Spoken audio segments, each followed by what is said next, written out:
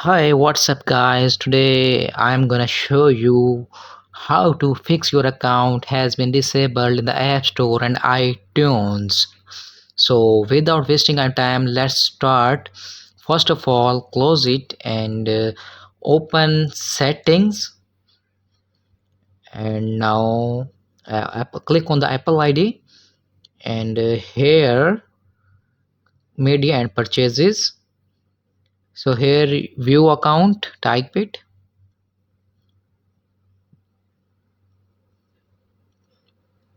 uh, Manage payments. So you have to remove account from here.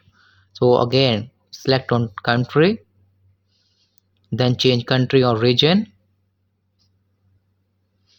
and here you will select your country and region. So I am gonna select any country, so I am selected here United States. So type on agree.